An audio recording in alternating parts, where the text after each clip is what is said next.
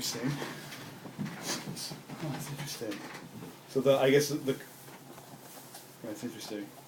So Shofet could be, I guess, the concept is more masculine. I guess it's more outgoing, judging, perhaps. It's interesting.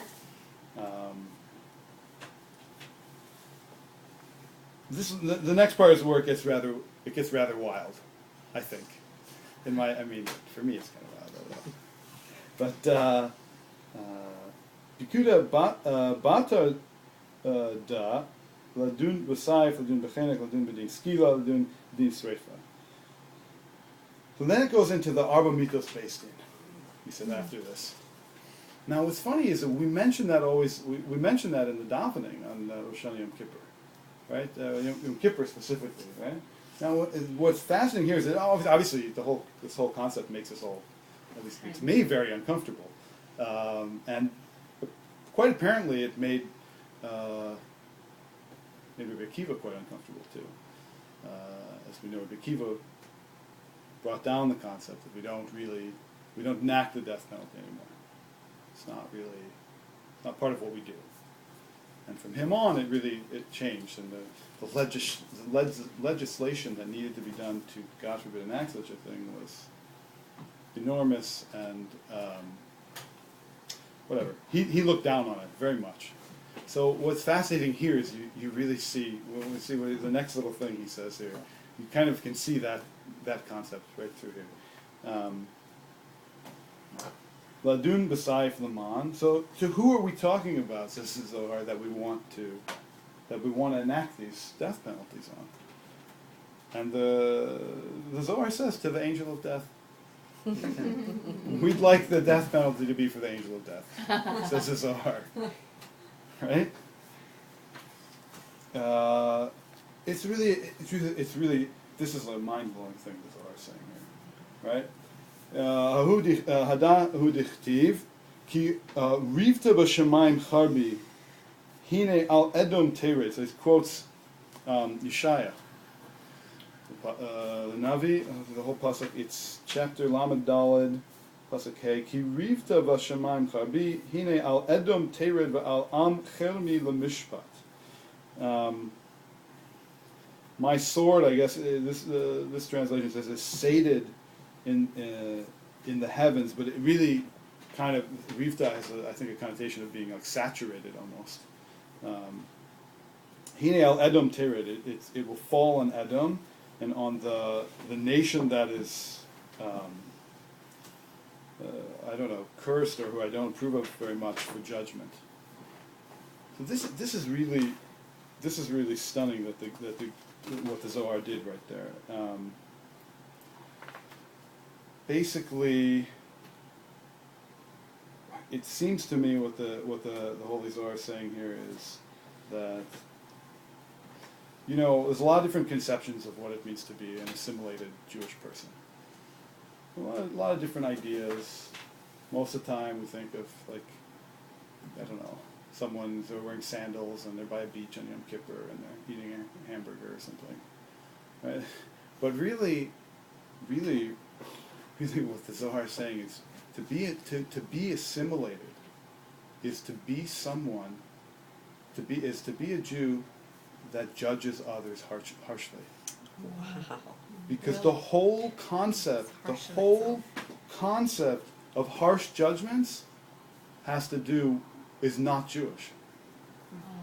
Oh, and so who do we want the harsh judgment to be on? The head of harsh judgments.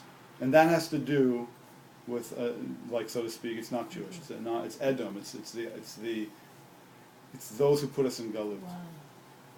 We don't deal in harsh judgments. We deal in understanding, and in justice, and in compassion, and in kindness. Harsh judgments we don't. That is completely not for us. And so it's kind of making this play. God's, so to speak, His sword the first thing it'll do, right before Mashiach's coming, as we look at Rashi, which is fascinating, is He'll get rid of the Sar of Esav, which is the angel of death, according to the Zohar. Right? Because that all has to do with harsh judgments. And so the Zohar is saying it's absolutely not, it's not for us. To be a Jew is, again, it's not at all about judging harshly. As a matter of fact, it's really, in a lot of ways, again, extreme circumstances notwithstanding, being a Jewish person really has to do with learning to judge others positively.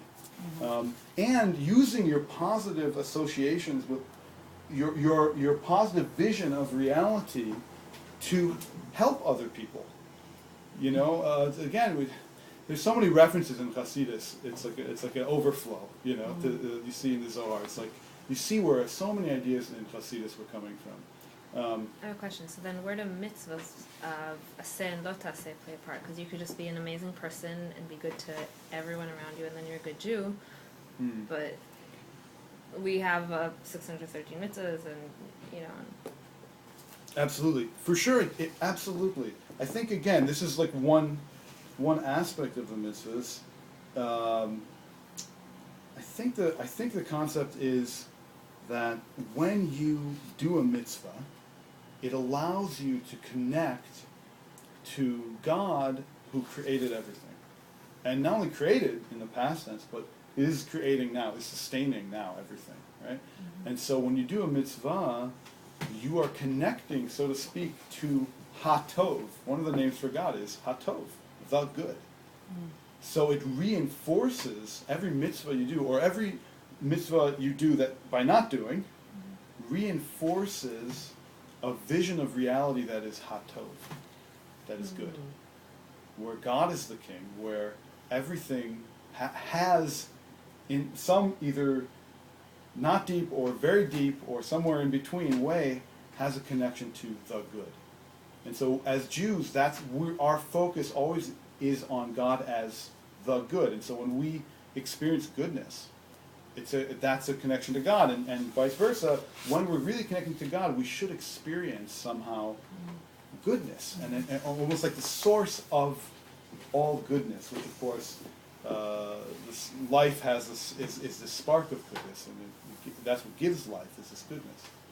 You said, I heard you say that in extreme circumstances, and also I was wondering. I mean, I'm very interested in this concept. And so is the Zohar, does it teach what those extreme circumstances would be? And does it say also who is allowed or who is responsible for the judging, if judging's going to be done? Well, I think, I mean, look, I think, again, there's it's a good question. Most ideas, a lot of times when taken to an extreme, don't work. And so it's almost like I always put that in there, you know. But and I don't think the Zohar is coming to kind of get rid of legal systems, you know. There are laws, and as long as the laws of any place you live are not overtly against the Torah, then you have to keep them, and they're there for a reason. And so again, like all of that is true. But again, almost like intrapersonal or interpersonal, I think the Zohar is what it's talking about. So when you're, and in general, whatever, there's all sorts of things that a person has to go through. But oftentimes with time or with reflection, pretty much in the heat of the moment, when things are going on in life, it can be very hard to have this perspective of understanding, or of how there's some good hidden inside it, and truthfully, may God protect us. The worse the occurrence, the longer it takes. We're still, as a people, I think, reeling from the 20th century. It still doesn't make, we all admit that obviously God rules everything, and God is the king, but we have no consent. It totally blows our mind, like what happened in the 20th century. It's like, it makes no sense. So it's like, it'll take the greater the, God forbid, the greater the terrible thing, the longer it takes for somehow to gain some perspective or some understanding. And so that's what happened in the 20th century is an example of one of the larger, God forbid, terrible things that ever happened to us. So kind of if you take it back from there, lesser, a person stubs their toe, okay, whatever, something on that level, and then, or maybe, God forbid, a person loses their job. There are different levels of these judgments that seem to happen in our lives, and with patience and understanding, somehow, and especially when it's intrapersonal between people, many years later, it's not that there's an excuse for how people behave. There's not. People have to be responsible for their actions, but years later, one might understand why a person behaved the way they did, right? There might be some way you can at least understand why. It doesn't make it right, but it just, you can give the person who's, God forbid, suffered a little bit of chizuk later on, that it's not, it's funny, it's almost like the opposite. A lot of times people are preaching like, if something bad happens to you, it's your fault, you have to figure out which sin you did. Actually, the truth is, it's the opposite. The most healthy thing for a person to realize is actually, it really didn't have so much to do with you, right? The first thing you have to realize is this other person behaved poorly because of their problems, right? The first thing you have to understand is the other person behaved the way they did, God forbid, because of their problems. It didn't really have necessarily to do with you, right? And then, of course, the next step is, well, how do their problems relate to who I am as a person? What can I learn? How can I learn not to be like that? Based on what I know, formed that person into being who they are that did something negative. Right. So again, there's a lot of with the understanding, you can at least judge the person maybe a little bit better, and actually learn something about that can be useful to you in your life. And this concept, I think, it does apply across the board. And then you can approach the concept of, well, what does it mean to me that this negative thing happened? But the way it's treated, like, right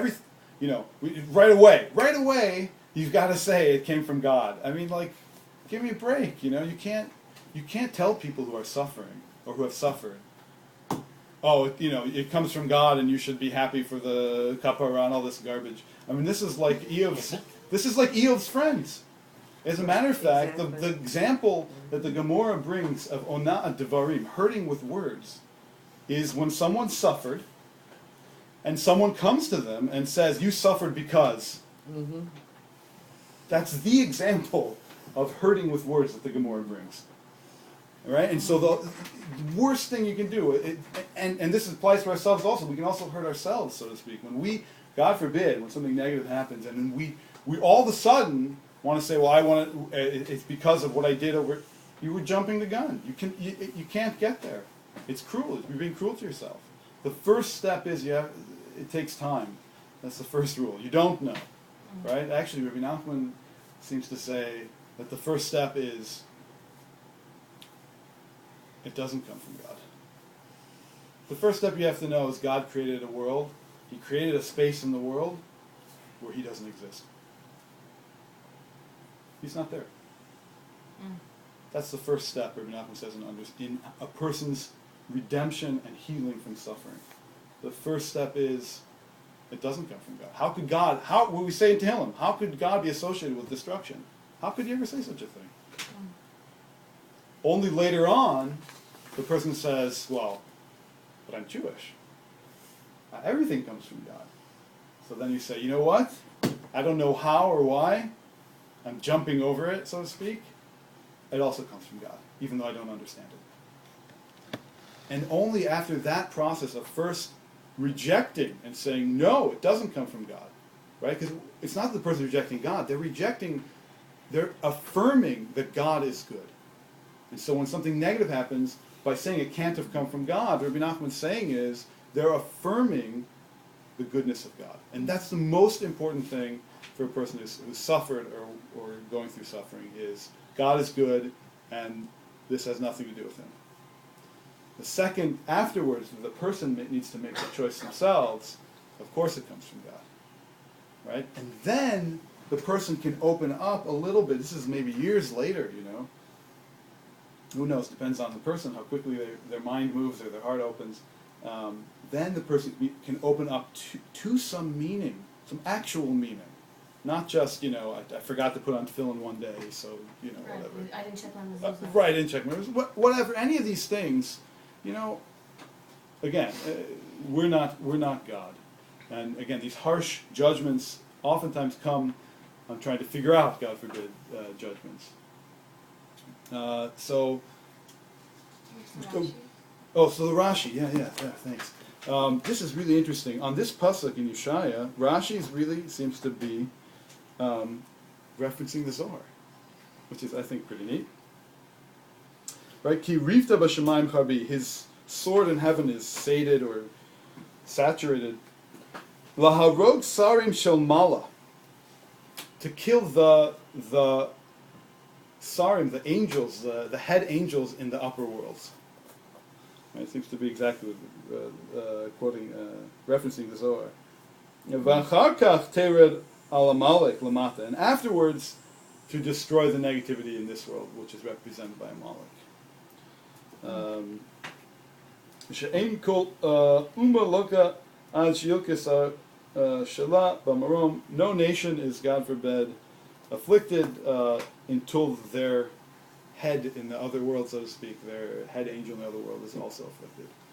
So it seems to be, what's interesting about it, I have really no idea what it means, but it seems to me, what's interesting is it seems to be referencing the Zohar, actually. Which is, it's exactly what the Zohar is saying, right? Ladun b'saif laman, to the head angel of Adam, which happens to be the angel of death. So it seems to be Rashi which is a kind of a coup, actually. If Rashi's referencing the Zohar, then the Zohar could not have been written except by someone who was before Rashi. It's interesting. It'd be interesting to go through. Unless the Zohar is putting Rashi. That's true. That's a good point. Yeshaya sort of pseudo-Rashi. What's that? Sort of the pseudo-Rashi. Yeah, it could. I mean, it could be. It's interesting. Yeah, I suppose. Yeah, that would be interesting. Actually, it would be an interesting. The question then would be how much circulation was Rashi at the time the Zohar, before the Zohar came out. That's not a simple. Well, most likely that is from somewhere in the Gemara. But sure, Rashi. Yeah, I'm sure. That's what Rashi brings mostly. Most of the time, it brings from the Gemara. Well, it's an interesting. So kidmuto. It's a similar likeness to the Zohar. It's interesting, but you're probably right. It's not definitive proof, but I don't know. I'm basically a musician, so I don't really need definitive proof. So I know it's got to be Rav Shimon, and it feels right, feels better. So that's my logical conclusion. And I think people understand that. Like when you're a musician, they give you they cut you a little slack, but your brain couldn't be working too well. I mean, it's got you'll have like some insights, and they're very amazing, but then like certain kind of logical things are like. But basically, let's see. Yeah, it goes on. To me, really, this was the most amazing. This just, the truth is, the Zohar is it's really powerful stuff. I can't take much more than a page. It's just kind of it's so amazing. This whole concept is something to meditate on. That the whole concept of harsh judgment is absolutely not Jewish. We are not about harsh judgment. We are the people who look at, we're the people who worship Hatov. Really, Hatov, we say every day, God is Hatov. It's part of our kavanah. The Shefa Tal goes so far to say that when you think of God, so to speak, again, the kavanah, the kivun, the direction, right? You can't ever say God is, right? I mean, even if you said such a lofty thing like God is love, it just sounds kind of how God, come on, it's God. You can't say God is love any more than you can say God is the opposite, right? But you can point in a direction. Now, I don't know God. I'm not saying God is, but I know He's the opposite direction from hatred. He's over that way. Yeah. He's in that direction. He's not. I don't know who or what God is. We can't say, and of course that's why He's God.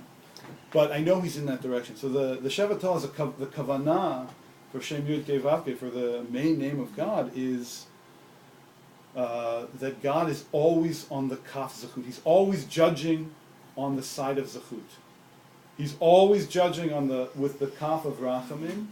Right? He's always judging with compassion and understanding, and he's always in the direction of shalom, of something peaceful, something harmonious, something not fearful. Yeah. So. But then why, there's the whole thing of Kisei Rachamim and Kisei Adin, and all these tefillot to move Hashem from Kisei Adin to Rachamim. So there is harsh. I mean, obviously it's God, so you can judge, but there's an aspect of.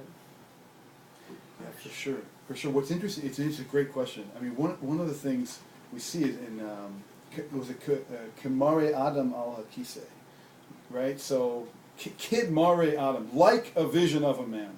Okay, so just in case, says Yechezkel, just in case you thought, Yechezkel's saying, just in case you think I'm saying God is a man, I'm going to say Kemare Adam, like a vision of a person on the throne. That's what the vision envisioned God. But what's interesting about the vision of Ezekiel, which is really like our highest vision, basically, in a sense, of God, the chariot and the whole thing going on there. What's interesting about it is Kimari Adam. It's like it's a reflection of us. God is so compassionate and so kind, and he's so much in that direction that he absolutely gives us free rein. If we judge harshly, so then he's judging harshly through us, right? If we judge compassionately, so then he's having compassion on us, right? It's like the Holy Baal Shem Tov says, God, Hashem Tzilcha, God is your shadow, meaning God mirrors however you behave and look towards the world, God mirrors that. Meaning God is so humble and so compassionate that he's just giving, and we have the ability to make choices. Right? We create those chairs. We like that is an image or a concept of ours that we can then place God in the Kisei Adin or whatever. Like if we want to see it that way. Yeah. That's your exactly. Yeah, it's exactly right. Yeah. Yeah, that those prayers are to kind of, the rabbis are like reminding us, like, it's like you can choose. Your choice also, so to speak, has to do with how you envision God, and therefore that's, so to speak, how God is running the world, right? God gave you the Torah. You have the ability, right? So if you envision God as harsh and non-understanding and judgmental, so then God is harsh and non-understanding and judgmental. If you and that's why they spur us. We want to move God from the Kisei Adin to the Kisei Rachamim. Meaning we're going the world. The world, I mean, maybe it's gotten a little better, thank God, If you look back on history, it was much worse. But we want to always move God, on our conception of God and the direction to which we envision God, to a place that's more compassionate, more loving, more understanding, right? And so every year, Rosh Hashanah comes, and what was last year our compassion, our conception of compassion, hopefully we've grown so much that this year it seems like judgment. It's not really compassionate. So Rosh Hashanah is actually a revelation of the new type of compassion that God is going to have for the world in the coming year. And it comes through how we envision God on Rosh Hashanah, right? Do we envision God as harsh, or do we envision God? Do we move God from Kisei Adin to Kisei Rachamim? Which is actually, interestingly enough, one of the kavanot the Gemara brings on before making Kiddush Friday night. You should. The whole concept of Kiddush is connected also to this concept of moving God from Kisei Din to Kisei Rachamim. Right? That we take the Kiddush cup, which is like one of my rabbis taught, is like all the powers of the world. We take it and we makadesh it. We take all the worldly powers, our experience in the world and the harshness and in the business and everything. We take all of that and we take it and we try to envision how all of it is coming from God, the source of compassion, and how all of it is connected to compassion and loving and kindness, and almost like re-envision the previous year so that we can go into the new year with something even greater. So, anyway, all right, Amen. Amen. Yeah. Maybe that's why it's Makushar to last week's with Birkat HaMazon.